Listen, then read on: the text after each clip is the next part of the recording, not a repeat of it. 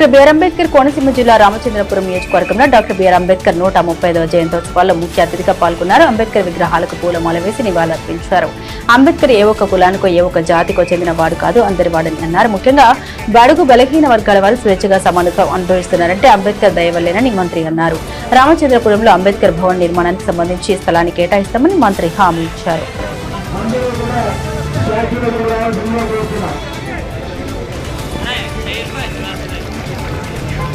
ఇప్పుడు పక్కన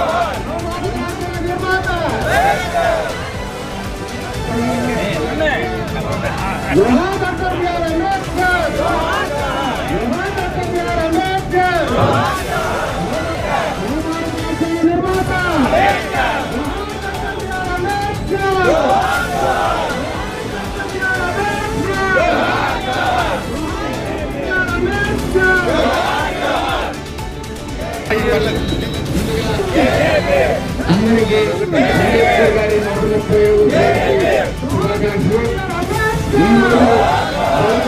వర్గాలన్నీ కూడా స్వేచ్ఛగా సమాన అనిపిస్తూ మీరు సాగుతున్నారు అంటే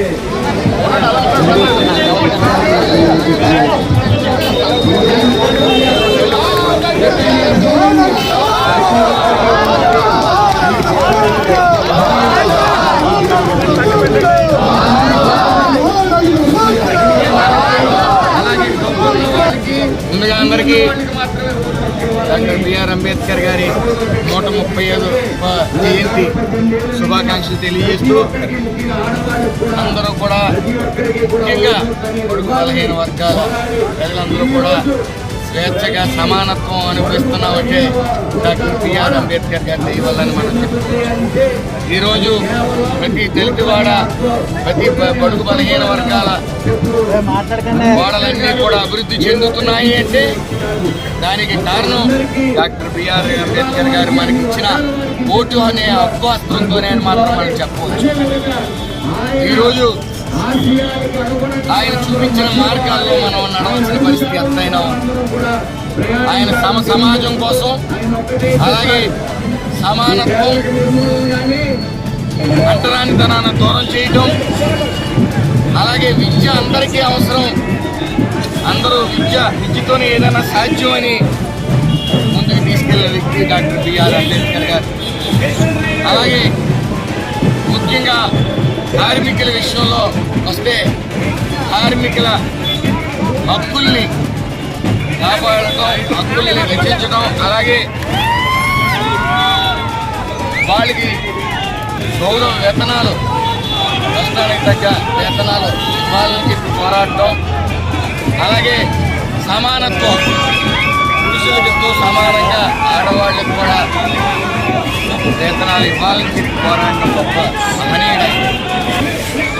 అలాగే ఈరోజు రామచంద్రపురం నియోజకవర్గంలో మరి ఎన్జిఓస్ అందరూ కూడా వచ్చి తరతరాల నుంచి కూడా మేము మరి మాకున్న అంబేద్కర్ కమ్యూనిటీ హాల్స్ని కానీ, ఎన్జిఓస్కి సంబంధించిన హాల్ని కానీ, అన్నా క్యాంటీన్కి కానీ, అలాగే వాటర్ ట్యాంకుల విషయంలో కానీ నేను ఆయన అడుగుజాడల్లో నడుస్తూ ప్రజలందరూ బాగుండాలని చేసుకుంటూ ఆ సైట్